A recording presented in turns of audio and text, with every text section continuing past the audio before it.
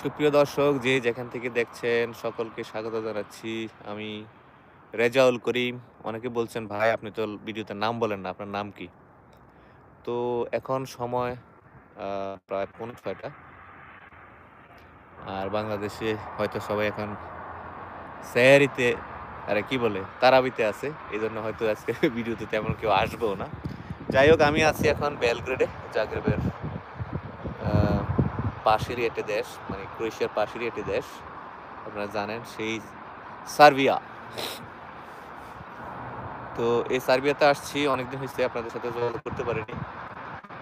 অনেকে বলছে হয়তো বা বেটা হারিয়ে গেছে, কোটি টাকা নিয়ে চলে গেছে, এই না সেই না, নানা কথাবার্তা। এবং আমাকে নিয়ে ভিডিও অলরেডি হয়ে গেছে, ইউটিউবে দেখলাম কালকে না পরশুদিন দেখলাম। এটা নিয়ে আমি একটা পোস্ট করেছি। অ্যাকচুয়ালি আমি একটু বিশ্রাম নিলাম।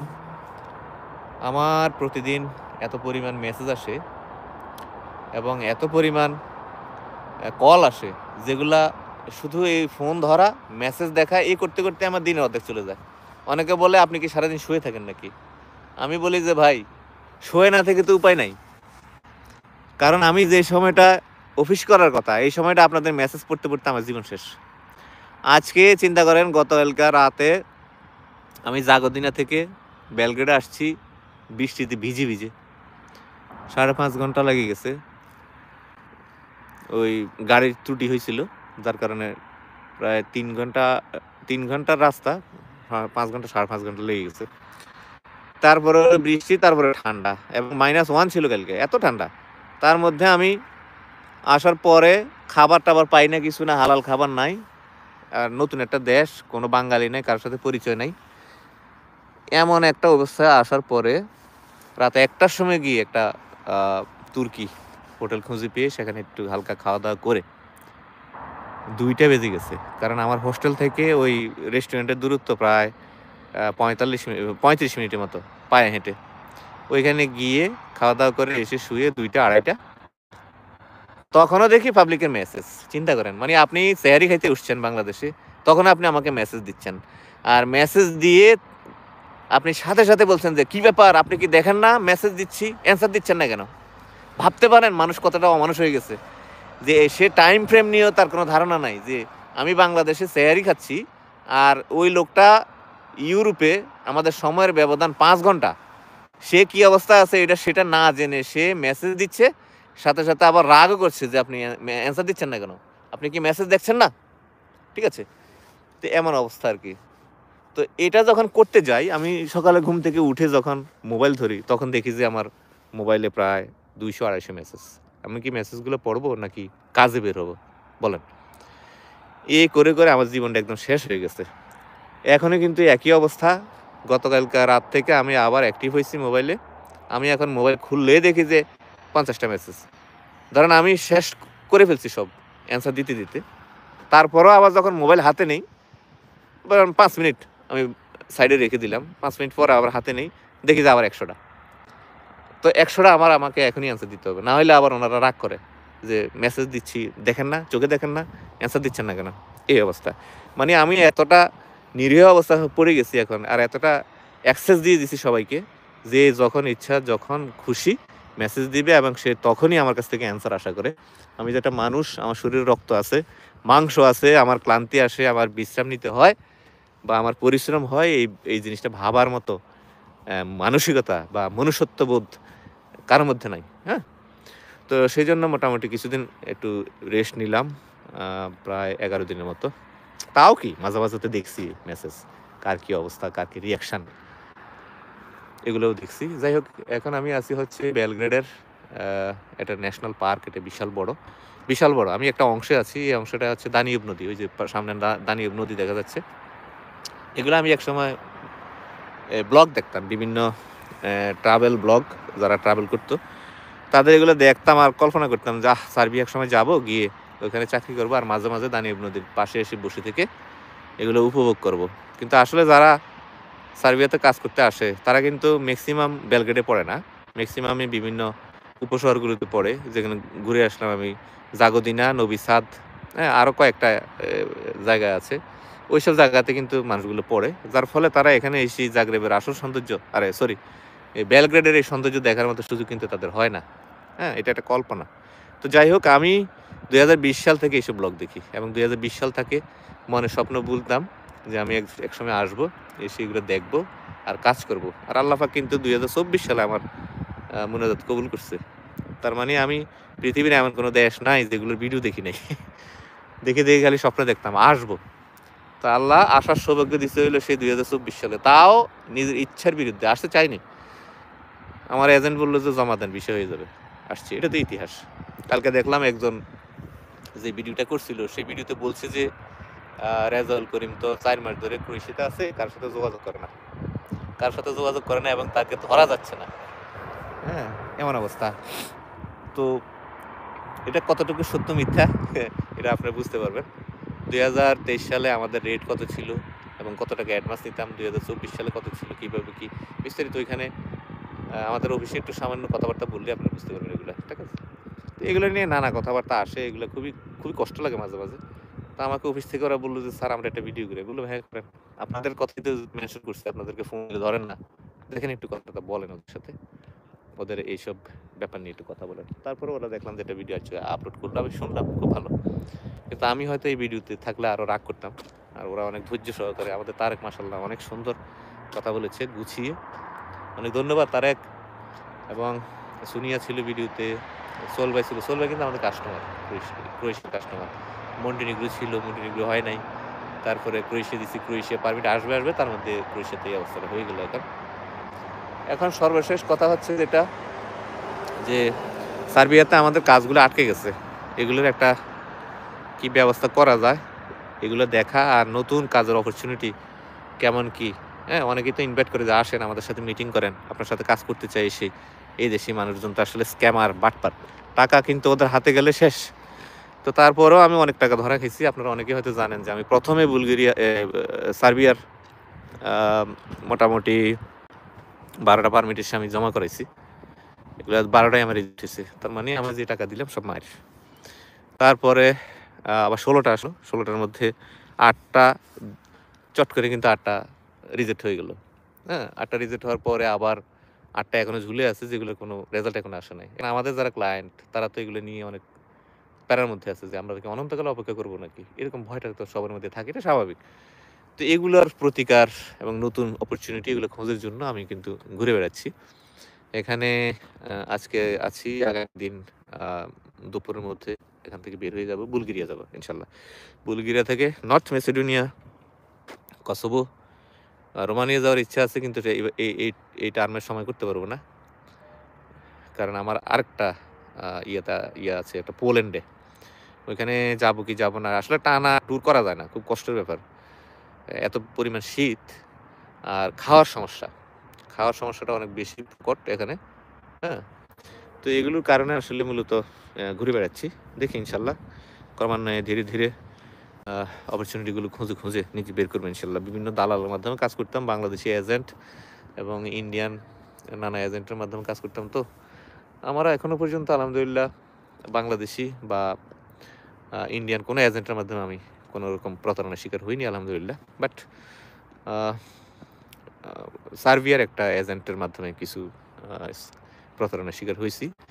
এখন আমাকে অনেকেই ইউক্রেন থেকে একটা এজেন্ট ফোন দিচ্ছে প্রতিদিনই প্রায়, যে আমরা এই কাজ করতে চাই তোমার সাথে, এনে সেনে, কিন্তু ওদেরকে বিশ্বাস হচ্ছে না। কারণ আমি জানি রাশিয়া এবং চীনের পরে স্ক্যামারের তালিকায় এবং প্রযুক্তিগত দক্ষতা এবং হ্যাকিংয়ে বিশ্বের মধ্যে তৃতীয় স্থানে আছে হলো এই ইউক্রেন। তো ওরা অনেক বড় ওরা ক্রেডিট কার্ড পর্যন্ত হ্যাক করে ফেলে, এরকম ওদের মধ্যে অপরাধ প্রবণতা অনেক বেশি, এবং এখন তো তারা যুদ্ধ বিধ্বস্ত। তবে ইউক্রেনে প্রচুর লোকজন নিবে, দেখা যাক ইনশাল্লাহ সবগুলোর অপরচুনিটি চলে আসবে। এবং আমি এই সফরের উদ্দেশ্যই হচ্ছে এগুলো, যে ইনশাল্লাহ খুঁজে নিজের মতো করে কাজগুলো বের করবো, আল্লাহ চায়। তো অনেকগুলো ভালো নিউজও চলে আসছে ইনশাল্লাহ। আশা করতেছি এগুলোর প্রতিফল খুব শীঘ্রই সবাই উপভোগ করবেন ইনশাল্লাহ। তো খুব লম্বা লাইভ করা যাবে না, কারণ আমি সিম কিনি না, কিন্তু আমি দূর থেকে বলে আসছি আমি এখানে এসে কোনো সিম কার্ড কিনিনি, আমার একটা রুমিং সিম। এই রুমিং সিম কিন্তু খুব কস্টলি, প্রতি 1 জিবি হচ্ছে $6, 1 জিবি। তো সুতরাং আমার একটা ভিডিও যদি 1 জিবি হয়ে যায়, মনে করেন যে কত টাকা চলে গেছে। তো এই জন্য আসলে জাস্ট 1 জিবি নিলে একটু মেসেজ টেসেজ দেখা, আপনাদের মেসেজগুলো পড়া, এগুলা করার জন্য আসলে নেওয়া আর কি। তো তারপরে চিন্তা করলাম যে যেহেতু 11-12 দিন হয়ে গেছে, কোনো যোগাযোগ নাই, সবাই অস্থির হয়ে গেছে, নাকি এই লোকটা গেলই, নাকি শেষ, নাকি এই শেষ, হ্যাঁ। তো তাদের জন্য আসলে লাইভে আসা। আর পর্তুগাল D1 এর কাজ আমরা স্টার্ট করছি ইনশাল্লাহ, আমাদের পোস্টিং সব কিছু কমপ্লিট ইনশাল্লাহ। আজকে রাতে আমি এগুলার টেক্সট আকারে, যেটা আমি আমাদের কাস্টমারকে দেই আর কি, সেটা আমি পাবলিশ করবো ইনশাল্লাহ। তারপরে ভিডিওতে এসে বিস্তারিত কথা বলবো, হয়তো সেটা পর্তুগালে গিয়ে ভিডিওটা করতে হবে। আর এখানে আমি আমার ক্যামেরা দিয়ে কিছু প্রাকৃতিক দৃশ্য সেগুলো ধারণ করি, সেগুলোর সাথে প্রয়োজনে ভয়েস দিয়ে দিও, আপনাদের সাথে অনেক কথা বলা যাবে ইনশাল্লাহ, হ্যাঁ, তথ্য দেওয়া যাবে। তো যাই হোক, আমি বসে নাই, শুধু আজকের দিনটি আমি অনেক বেশি ঘুমানোর চেষ্টা করেছি, ঘুমাইতে পারি নাই, এত পরিমাণ মেসেজ, আনবিলিভেবল। রোজা থেকে এটা আসলে খুব কষ্ট হয়ে যাচ্ছে, যে এখন সময় তো কত হয়ে গেল তেমন বুঝিও না, রোজা আছি, এখন ইফতার করি নাই। ইফতারের সময় কিন্তু হয়ে গেছে অনেক আগে, ইফতারের সময় হয়ে গেছে 6টা 5 বাজে, ইফতারের সময় হয়ে গেছে, আমি এখনো ইফতারও করিনি। আস্তে আস্তে আগাবো ওইদিকে, আর আগায় আপনাদেরকে একটু দেখাই, আপনারা দেখেন কিন্তু, হ্যাঁ, এই পার্কটা দেখেন, আর একটু কথাও বলি আপনাদের সাথে। প্রথম কথা হলো, সার্বিয়ার কন্ডিশন আপনারা জানেন, ফেসবুকে এবং ইউটিউবে আপনারা যা দেখছেন এবং আপনাদের সামনে যা প্রদর্শিত হচ্ছে, তার যদি 3% সত্য হতো, তাহলে বাংলাদেশ এতদিনে খালি হয়ে যেত। এটা হলো প্রথম কথা। এর অর্থ হলো, যা দেখছেন তা সত্য নয়, এই ভিজুয়ালাইজ করা হচ্ছে সব কিছু, আর এগুলো আপনাদের ধোঁকা দেওয়ার চেষ্টা ছাড়া আর কিছুই না। সার্বিয়ার কাজের অগ্রগতি খুবই সামান্য, বিশেষ বিশেষ পাওয়ার, ক্ষমতা সম্পন্ন, মানে আওয়ামী লীগের বড় নেতা যেরকম করতো আর কি,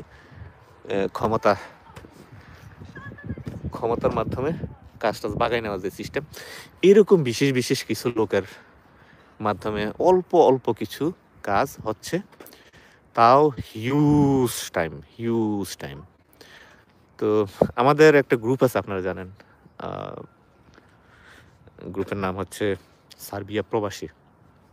এই গ্রুপে 1,02,000 মেম্বার আছে, সেখানে আপনারা যুক্ত হবেন। আমি বারবার বলি, সার্বিয়া প্রসঙ্গে বলছি সেহেতু বলি যে আপনারা সার্বিয়াতে যারা আসতে চান, আমাদের মাধ্যমে হোক কিংবা অন্য কোনো এজেন্সির মাধ্যমে হোক, আপনারা এই গ্রুপটাতে যুক্ত হবেন। সবাই যুক্ত হয়ে ওইখানে মানুষের পোস্টগুলো শুধু দেখবেন, আপনাকে পোস্ট করতে হবে না, আপনি খালি ওই পোস্টগুলো দেখবেন আর পড়বেন, ঠিক আছে?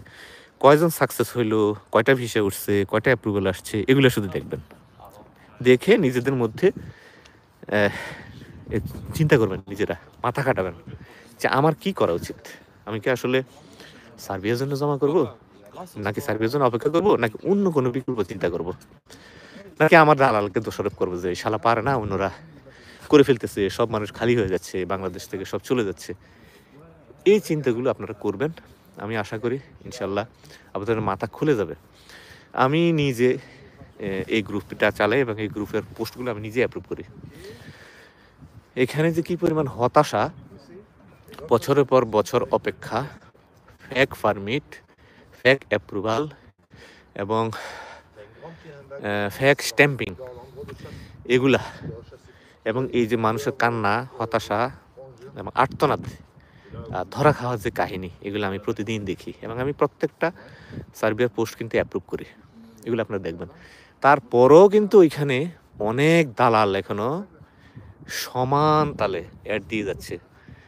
হ্যাঁ, 2 মাসে সার্বিয়া নিশ্চিত ভিসা, 100% ভিসা হয়ে যাবে, এই না সেই না, হ্যাঁ, এত পরিমাণ এখনো পর্যন্ত কিন্তু পোস্ট করে যাচ্ছে তারা।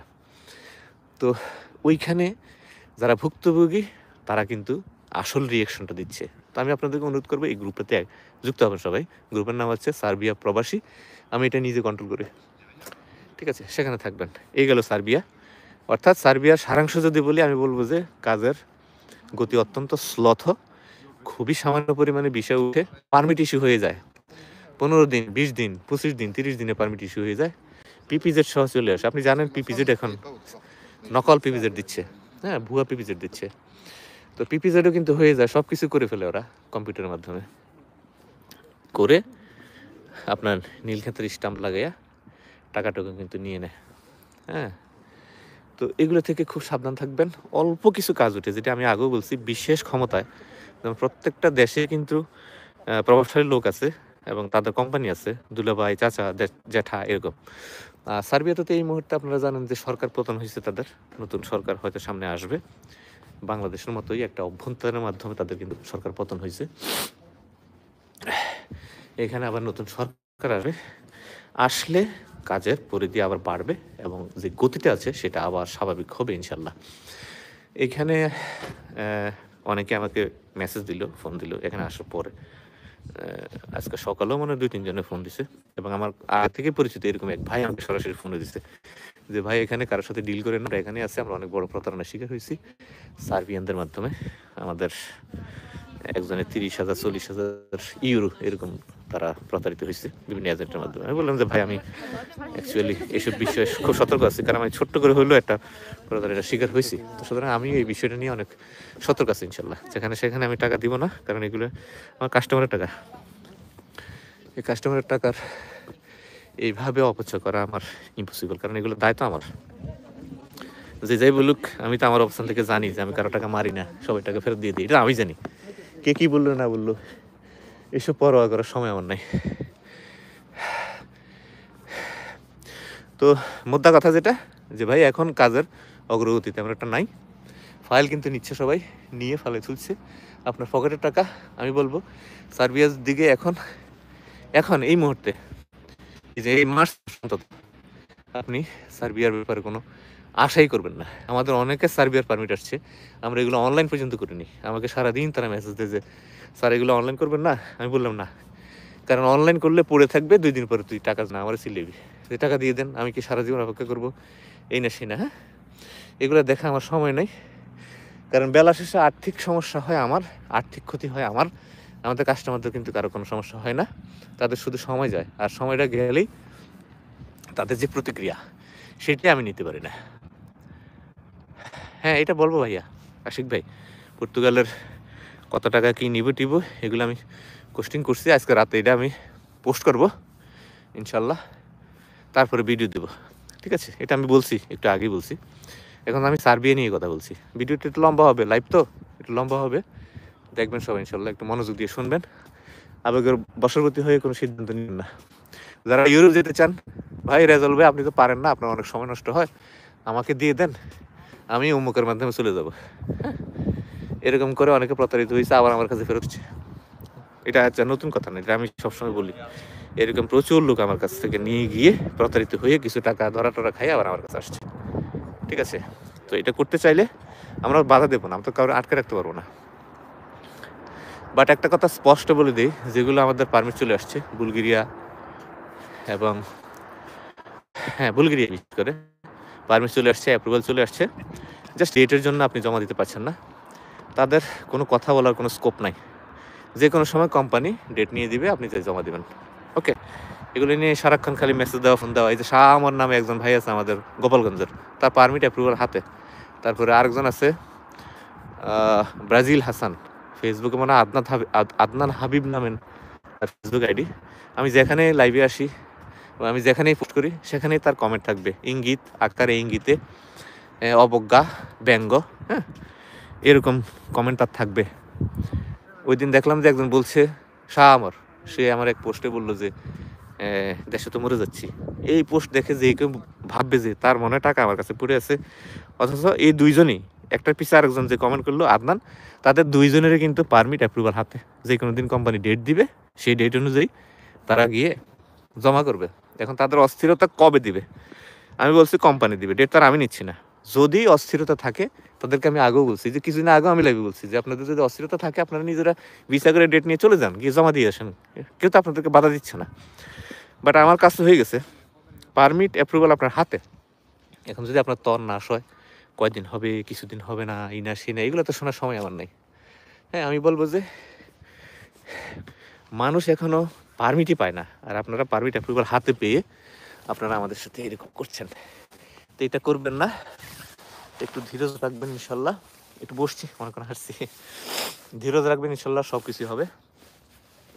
কিছুদিন আগেও কিন্তু কোম্পানি কয়েকজনের ডেট নিয়ে দিছে, 11-12 জনের মতো বাকি আছে। মেবি ওদেরগুলো আমরা রিসেন্ট পেয়ে যাবো ইনশাল্লাহ। তো ইন্ডিয়ার ভিসা করাটা এখন অনেক বড় একটা চ্যালেঞ্জের বিষয়। সেক্ষেত্রে ইন্ডিয়ার ভিসাও আবার অনেকে পাচ্ছে। আমাকে একজন বললো যে ভাই যতগুলো ইন্ডিয়ার ভিসা আপনার লাগবে আমাকে বলবেন, আমি ইন্ডিয়ার ভিসা করাই দেবো, হয়তো অনেক টাকা লাগে কিন্তু ওইটাও হচ্ছে। ঠিক আছে, তো যখন ডেট হয়ে যাবে ইনশাল্লাহ তখন কিন্তু আপনারা ভিসাটা করে ফেলতে পারবেন। যেমন আমাদের আবু সাইদ ভাই, আবু সাইদ, আমাদের মুনতাসির মাহমুদ খান, রামিম কাজী। রামিম কাজী আমাকে আজ পর্যন্ত কোনোদিন মেসেজ দেয় নাই। ও চাচা হলো কাজী শাহাবুদ্দিন, উনি আমাকে মাঝে মাঝে মেসেজ দেখেন। কাজী শাহাবুদ্দিনের পারমিট আসছে, অ্যাপ্রুভাল আসছে, এখনো ডেট পাই নাই। কিন্তু কাজী শাহাবুদ্দিনে ফাইল জমা দিয়েছে হইলো ওর ভাতিজা রামিম কাজী। রামিম কাজী কিন্তু ডেট হয়ে গেছে, কোম্পানি ডেট শুদ্ধ দিয়ে দিছে। তো কিছুদিন আগেও আমার সাথে অনেক বাদ বিতণ্ড হয়েছে। আমাদের ওই যে যার কথা বললাম আবু সাইদ ভাই, আবু সাইদ ভাই ফাইল নিয়ে যাবে। ঠিক আছে, খুব তেড়ামেড়া কথা, আমিও খুব তেড়ামেড়া কথা বলছি। কয়েকদিন আগে ফোন দিয়ে বললো যে ভাই আলহামদুলিল্লাহ ডেট হয়ে গেছে। এরকমই আসলে বিষয়টা, আপনি যেখানে গিয়ে অস্থির হয়ে যান, পাগল হয়ে যান, সেখান থেকে আল্লাহ সিদ্ধান্ত শুরু হয়। আল্লাহর উপর ভরসা রাখতে হবে ভাই। আপনি যদি মুসলমান হয়ে থাকেন বা আপনি যদি মুসলমান নাও হয়ে থাকেন, সৃষ্টিকর্তার প্রতি আপনার অসীম ভরসা রাখতে হবে। তিনি কখন আপনারটা কি করবেন এটা তিনিই ভালো জানেন। যেটা আমি ভিডিও শুরুতে বললাম যে আমি এই দেশে চাকরি করার জন্য আসতে চেয়েছিলাম 2020 সালে এবং জমা দিছি, প্রতারিত হয়েছি। কিন্তু 2024 সালে ক্রোয়েশিয়া আসি, আজকে দেখেন 25 সালে আমি এখানে ঘুরতে আসছি। আমি এখানে আর একদিন থাকবো, আমি আবার আরেকটা দেশে চলে যাব। তো আল্লাহ পাক আমার নসিবে রাখছে হইলো আমি আপনাদেরকে সেবা দেব এবং এর মাধ্যমে নিজেও অর্থ কামাবো এবং ঘুরে বেড়াবো দুনিয়া। এটা হলো আল্লাহ পাকের সিদ্ধান্ত। এখন তখন তো আমি খুব অসন্তুষ্ট ছিলাম, হায় হায় পরিবার মানে না, পরিবার চলে না, সংসার চলে না, মানুষে কি বলবে, এই না সেই না, হ্যাঁ নানা জনে নানা কথা বলে। একটা পাঞ্জাবি পড়তাম, সেই পাঞ্জাবি পড়তে পড়তে আমার মাজা পর্যন্ত চলে আসছে। আমার কাছে লাগতো কেমন তখন, এটা আমি বুঝি। এবং স্যান্ডেল পরতাম, জুতা পরারও সামর্থ্য ছিল না আমার। 10 টাকা 50 টাকা দিয়ে ভ্যান গাড়িতে বিক্রি হয় এরকম জুতা পরছি। তো এখন তো ওই যে দেখেন জ্যাকেট পরি, এটার দাম প্রায় 120 ইউরো। হ্যাঁ, এই দেশে এসে কিনছি আর কি, কারণ বাংলাদেশে তো এটা এত দাম নাই, অনেক কম দামে পাওয়া যায়। কিন্তু এগুলো বহন করা খুব কষ্ট কিন্তু, কারণ আপনার লাগেজে ধারণ ক্ষমতা থাকবে সর্বোচ্চ 30 কেজি। তো 30 কেজির মধ্যে কি আপনি খাবার দাবার নিয়ে আসবেন নাকি জ্যাকেট জুতা মুতা নিয়ে আসবেন, এগুলো এখানে কিনা যায়। ঠিক আছে, তো এটা হলো আল্লাহ পাকের ইচ্ছা যে হ্যাঁ আমি ব্যবসা করবো এবং দুনিয়া ঘুরবো, আপনাদেরকে দুনিয়া দেখাবো। তো আপনাদের জন্য আল্লাহ পাক হয়তো এরকম অনেক বড় বড় অপরচুনিটি লিখে রাখছে, তার উপর ভরসা রাখতে হবে আপনাদের। কথায় কথায় শুধু পরিবার মানে না, পরিবার মানে না মানে কি, আপনি কি পরিবারের বাইরে নাকি কেউ? আপনি তো পরিবারেরই একজন না। পরিবার মানে না এগুলো মিথ্যা কথা। আপনি অস্থির হয়ে গেছেন, আপনার সামনে অনেকে রং চটা বা অনেকে রং বেরঙের অ্যাড দিচ্ছে, আপনি সেগুলো দেখে আপনার মাথা খারাপ হয়ে যাচ্ছে। এটা হলো বিষয়। যাই হোক, অস্থির হবেন না, আল্লাহ পাকের উপর ভরসা রাখবেন। সবার জন্য আমার মন থেকে, অন্তর থেকে, কলিজা থেকে দোয়া আছে। ইনশাআল্লাহ যাদের পারমিট অ্যাপ্রুভাল চলে আসছে তাদেরগুলো কোম্পানি ধারাবাহিকভাবে ইয়ে করে দিবে ইনশাআল্লাহ, ডেটগুলো নিয়ে দিবে। ডেটগুলো নিলে জাস্ট হলো ইন্ডিয়ার ভিসা করে আপনারা ইন্ডিয়াতে গিয়ে জমা দিবেন। আর কোম্পানি ডেট নিলে এগুলো ভিসাতে মিস হয় না, এগুলো বারবার বলতেছি আমি। হ্যাঁ, তো এই গেল হচ্ছে বুলগেরিয়া। আর বুলগেরিয়া যাদের এখনো আমরা পারমিট দিতে পারিনি, পারমিটের জন্য যারা কাতরাইতেছেন তাদেরকে বলি ভাই, আমি পারমিটের জন্য সবগুলোই জমা করা আছে ইনশাল্লাহ। অল্প কিছু হয়তো জমা এখনো দেওয়া হয়নি, সেগুলো ভ্যাকেন্সিও আল্লাহর মধ্যে এই মাসের শেষে আমি পেয়ে যাবো, সেগুলো আমি জমা করে ফেলবো। আর পাশাপাশি আমি বুলগেরিয়া যাচ্ছি, কাজগুলো আমি খুব দ্রুত পেয়ে যাবো ইনশাল্লাহ। ঠিক আছে, রইল হলো কসোভো। কসোভো আমাদের 32টা ফাইল অনলাইন করা আছে এবং এগুলো পারমিট ইস্যু হয়ে গেছে। গতকালকে আমার সাথে কথা হয়েছে, 2-3 দিনের ভিতরে আমরা পারমিটগুলো রিসিভ করব। হয়তোবা বৃহস্পতিবারের মধ্যে আমরা পারমিটগুলো হাতে পেয়ে যাবো ইনশাল্লাহ। পাওয়ার পরে বাংলাদেশ থেকে জমা করাবো নাকি বিশেষ ক্ষমতা বলে আমরা অন্য কোথা থেকে স্ট্যাম্পিং করে নিয়ে আসবো, সে ব্যাপারে আমরা সিদ্ধান্ত জানাবো। তবে এটুক জেনে রাখেন, তারা আমাদেরকে জানিয়েছে যে কাজ করতে হবে। ঠিক আছে, কাজ করতে হবে, কাজ করতে হবে ওইখানে মিনিমাম 1টা বছর কাজ করতে হবে। ঠিক আছে, 1টা বছর কাজ করতে হবে। এই জন্য মৌখিক কথায় কাজ হবে না, চুক্তিতে আসতে হবে, ইভেন তাদেরকে সিকিউরিটি দিতে হবে, এরকম কথা বলছে। আমি বলছি কোনো সমস্যা নাই, আমাদের ভাইয়েরা যত শর্ত দিবেন সব শর্তে রাজি আছে, বাট আপনাদেরকে দ্রুত এগুলো ভিসার ব্যবস্থা করে দেন। তো এগুলোরও খুব সমাধান হয়ে যাবে ইনশাল্লাহ। আর বাকি থাকলো কি, ক্রোয়েশিয়ার আপডেট এখনো পর্যন্ত নাই, ওইভাবেই আছে। মাঝে মাঝে কিছু পোস্ট আমার নজরে আসে এবং কিছু ভিডিওর লিঙ্ক আমাকে অনেকে শেয়ার করে যে ভাই ক্রোয়েশিয়ার কাজ কিন্তু ফুল দামে শুরু হয়ে গেছে বাংলাদেশিদের জন্য। এখন থেকে দক্ষ লোক নেবে, অদক্ষ লোক আর নেবে না, এই না সে না। এগুলো আসলে সত্যের কাছাকাছি, তবে এখনো ওইরকম না। হয়তোবা খুব দ্রুতই সিদ্ধান্ত আসবে। কবে আসবে যদি বলেন যে ভাই কয়দিন লাগতে পারে, এটা তো আমরা এক্সাক্ট বলতে পারবো না, কারণ এটা হলো সরকার থেকে সরকারের বিষয়, এবং সিকিউরিটি বলেন, নিরাপত্তার বিষয় বলেন, এই বিষয়গুলো কিন্তু তারাই দেখবে। হ্যাঁ, তারা কখন তাদের জন্য কোনটা সুইটেবল টাইম, ওইটা দেখে কিন্তু তারা বিষয়টা করবে। ঠিক আছে? তো আমরা জাস্ট খালি অপেক্ষা করতে পারি। অস্থির হয়ে আসলে কোনো লাভ নাই ভাই। অস্থির হয়ে কোনো লাভ নাই। আমার তো ওখানে যাবেন, ওইখান থেকে ওইখানে যাবেন। এখন তো আমি আরেকটা জিনিস দেখলাম যে বাংলাদেশ থেকে ৪ লাখ ৪.৫ লাখ খরচ করে আবার মিডল ইস্টে যাচ্ছে। ওইখান থেকে আবার অনেকে জমা দিচ্ছে। অনেকে আবার আমাদেরই অনেকেই গেছে। জমা দিছে অনেকে। আমি দোয়া করি তাদেরকে আল্লাহ সফলতা দান করুক ইনশাআল্লাহ। আবার অনেকে বলে যে ভাই এখানে এসেও তো খুব বিপদের মধ্যে পড়ে গেছি। কাতারে আছে যারা, তারা তেমন একটা বিপদে নাই। কারণ তাদের পাসপোর্টটা তাদের কাছেই থাকে, আমি যতটুকু জানতে পারলাম। কালকে আমাদের সার্বিয়ার একজন কাস্টমার ছিল, মেহেদী হাসান। আ মেহেদী, পুরা নামটা তো ভুলে গেলাম। কি জানি মেহেদী। আচ্ছা যাই হোক, মেহেদী। তো ও আবার মোটামুটি আ আমাদের মাধ্যমে অনেকদিন ঘুরছে। একবার রিজেক্টও খাইছে সার্বিয়ার জন্য। পরে সে কাতার চলে গেছে। তো বলল যে ভাই আমি আ অন্য এজেন্টের মাধ্যমে জমা করাইছি আলহামদুলিল্লাহ। বললাম যে ঠিক আছে, তোমার জন্য অনেক দোয়া রইল। তো ও বলল যে ভাই পাসপোর্ট কিন্তু আমাদের কাছেই থাকে। তো এটা অনেক বেশি আ খুশির একটা বিষয়। হয়তো ওই দিক থেকে ভালো অপরচুনিটি হইলে অনেকে যেতে পারবে না। এটা সমস্যা না। কিন্তু এক্ষেত্রে খরচটা কিন্তু অনেক বেড়ে যায়। আর আরেকটা পজিটিভ নিউজ হইলো যে তারা ওইখান থেকে কাজ করে কিছু ইনকাম করতে পারে। এটা একটা ভালো দিক। আর সৌদি যারা যায় তারা আসলে আমি বলব যে ভুলই করে। কারণ ওইখানে কোম্পানির মালিকগুলো পাসপোর্ট নিয়ে যায়। হ্যাঁ? আর মালয়েশিয়া থেকে কিন্তু পাসপোর্ট নিয়ে যায়। তো এগুলো সমস্যা। পাসপোর্ট যখন নিয়ে যায় তখন আপনি কিন্তু ইচ্ছাপূর্বক এটা সেটা করতে পারেন না। হ্যাঁ, সৌদিতে যারা আবার ওই এমন চুক্তিতে যায় যে যাবে, পাসপোর্ট দিয়ে দিবে, কোনো কাজ নাই। যেটাকে আমরা বাংলা ভাষায় বলি ফ্রি ভিসা। আসলে ফ্রি ভিসা বলতে তো কিছু নেই। কোনো না কোনো কোম্পানির আন্ডারে এই বিষয় হয়। ফ্রি ভিসা বলতে আপনাকে মুক্ত করে দিচ্ছে তারা। তাদেরকে শুধু আপনি কাজ করে মাসে, মাসে ফায়দা দিবেন, এই আরকি।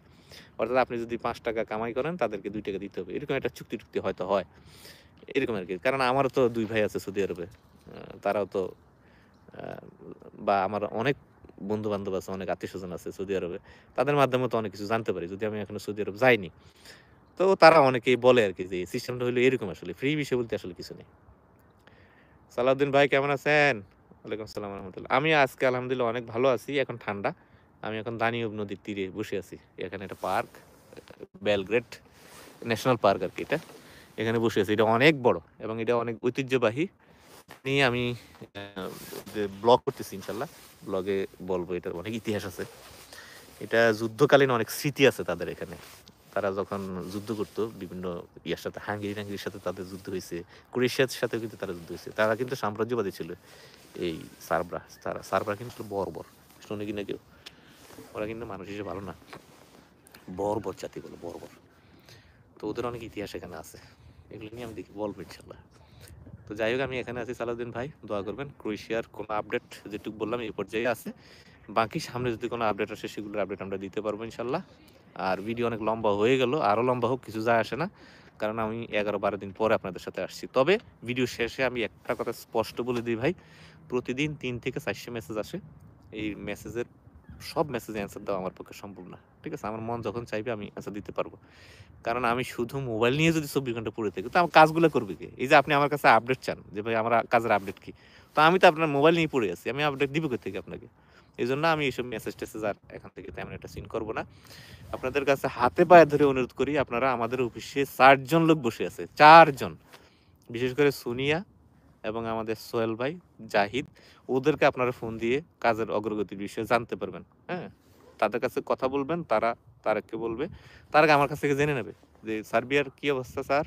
আমি বলব সার্বিয়ার এই অবস্থা। ক্রোয়েশিয়ার কি অবস্থা স্যার? ক্রোয়েশিয়ার এই অবস্থা। অমুক কি অবস্থা? এই অবস্থা। তার সাথে আমি আধা ঘন্টা কথা বললে হয়ে যায়। কিন্তু আমি ৪০০ জনের মেসেজ যদি পড়ি, চিন্তা করেন একেকজনে ৪টা ৫টা করে ভয়েস মেসেজ দেয়। ১ মিনিট ১.৫ মিনিটের। এগুলো যদি আমি শুনতে যাই, ভয়েস করতে যাই, এখন আমি যারে অ্যান্সার দেই সে আবার ৩টা মেসেজ দেয়। চিন্তা করা যায়? তার মানে আমাকে দিনের প্রায় 80% সময় মোবাইল নিয়ে পড়ে থাকতে হতো। তো আমি কাজ করব কখন? বিশ্রাম নিব কখন? খাবো কখন? ঘুমাবো কখন? মুভ করব কখন? তো এটা আর করা সম্ভব হবে না। আমি আস্তে আস্তে এই অ্যাক্সেস গুলো কেড়ে নিব। আমি এভাবে আর আসলে সম্ভব না।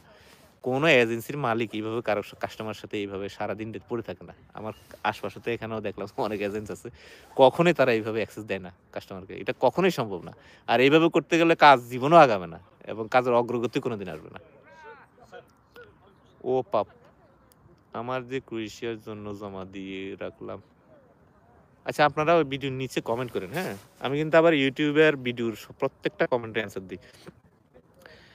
তো যেটা বললাম আরকি যে হ্যাঁ, প্রতিদিন ৪০০ মেসেজ, ৪০০ মেসেজের যখন আবার অ্যান্সার দিব, সে আবার ২ টা করে মেসেজ দেয়। তখন ৪ দুগুণে ৮০০ মেসেজ হয়ে যায়। তো এই করতে, করতে আমার দিনের সিংহভাগ প্রায় ৮০ থেকে 85% সময় কিন্তু আমার এই মোবাইলের মধ্যে শেষ হয়ে যায়। যার কারণে আমি কিন্তু চাইলেও এদিক-সেদিক বিভিন্ন অফিস-টফিসে আমি যাইতে পারি না। রাস্তায় হাঁটতেছি তখন আমি মেসেজ দেখতেছি। তো এটা খুবই কষ্টদায়ক, এটা পীড়াদায়ক, এটা হবে না। আপনারা অফিসের সাথে যোগাযোগ বাড়ান, হ্যাঁ? আমাদের তো অফিস আছে, আমরা তো ভাসমান না। আমার তো এমন না যে অফিস নাই, মোবাইলে ব্যবসা করি বা আমাদের ওই যে কি বলে ফেসবুকে ব্যবসা করি অ্যাড দিয়ে, আমরা তো এরকম না। অফিস আছে, অফিসের স্টাফ আছে, যাবেন, কথা বলবেন, হ্যাঁ? বলে ফোন ধরে না, ফোন ধরে না মানে সোনিয়াকে ফোন দিবেন, একবার ধরে না ২ বার দিবেন, ব্যস্ত থাকতে পারে না? হয়তো আপনি ফোন দিচ্ছেন, সে অন্য অন্য লাইনে ব্যস্ত আছে, এরকম তো হইতে পারে। তো এত অস্থির হওয়ার তো কোনো কারণ নাই। কি, একটা ফাইল জমা দিছেন, ৳১,০০,০০০ জমা দিছেন, ভাই আপনার টাকাটা আপনার কাজেই খাটাইতেছি, আপনি আমার মাথা কিনে ফেলেন নাই। তো সুতরাং এই ধরনের আজে-বাজে ব্যবহারও করা যাবে না তাদের সাথে। সুন্দর, সুন্দর আচরণ করবেন, সুন্দর মতো থাকবেন, পজিটিভ থাকবেন। আল্লাহ পাক আপনার উপর রহমত ঢেলে দিবে ইনশাআল্লাহ। হ্যাঁ, পর্তুগাল নিয়ে আপডেট দিব ভাইয়া আজকে। ভিডিও শুরুতেও বলছি, মাঝেও ২ বার বলছি। পর্তুগালের হিসাব-নিকাশ কমপ্লিট করে ফেলছি ইনশাআল্লাহ। পর্তুগালের আশা করি এটা পোস্ট আকারে আজকে রাতেই আমি দিব এটা ইনশাআল্লাহ।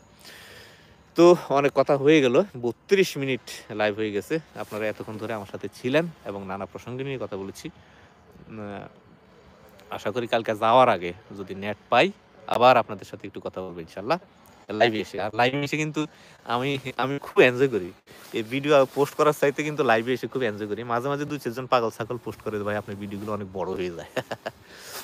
মলদোবার ব্যাপারে একটু তারেককে বলবেন, এই বিষয়টা তারেক দেখতেছে, হ্যাঁ? তারেককে একটু জিজ্ঞেস করবেন। তারেক আপনাদেরকে আপডেট দিয়ে দিবে ইনশাআল্লাহ। আ অনেকে বলে যে, "ভাই আপনার ভিডিও তো অনেক লম্বা হয়ে যায়।" তারা বুঝে না যে লাইভ সেশনে কিন্তু অনেকে প্রশ্ন করে, এগুলোর অ্যান্সার আমরা দেই। তো আমি আজকে আইফোনে আছি। আইফোন থেকে লাইভ করছি এবং আমি লাইভটা করছি হচ্ছে কোনো ডাটা ইউজ করে না। আমি লাইভ করছি হচ্ছে রোমিং ডাটা ইউজ করে। ফলে যদি ভিডিও একটু ঘোলামোলা হয়, ক্ষমা সুন্দর দৃষ্টিতে দেখবেন। আর সাউন্ডটা ক্লিয়ার আছে কিনা ওইটা একটু দেখবেন। আর ভিডিওর বক্তব্য যে, এটা একটু দেখবেন। আমি কি পোশাক পরেছি, আমার দাড়ি সাদা হয়ে গেছে, আমার দাঁত বেঁকা, আমার নাকটা উঁচা, আমার নাক লম্বা, চুলগুলো সাদা। এইসব বালছাল না দেখে ভিডিওর কথাগুলো শুনবেন এবং বিষয়বস্তুগুলো দেখবেন, হ্যাঁ? এইগুলো তো আমাদের বাঙালিদের অভ্যাস যে আপনার দাঁত বেঁকা, আপনার চেহারা কেন এরকম, আপনার ঠোঁট কেন ফেটে গেছে, এগুলো না, কাজের কথাগুলো শুনবেন, ঠিক আছে? Be professional. হ্যাঁ, আমি আপনাদের ভাই আছি, ফানি ভাই আছি সবসময় ইনশাল্লাহ আপনাদের সাথে। ফানি পোস্ট করবো, মাঝে, মাঝে আসবো। আর এমন তো না যে আমি আপনাদের সাথে গল্প করতে আসলে কাজের কথা ছাড়া গল্প করা যায় না।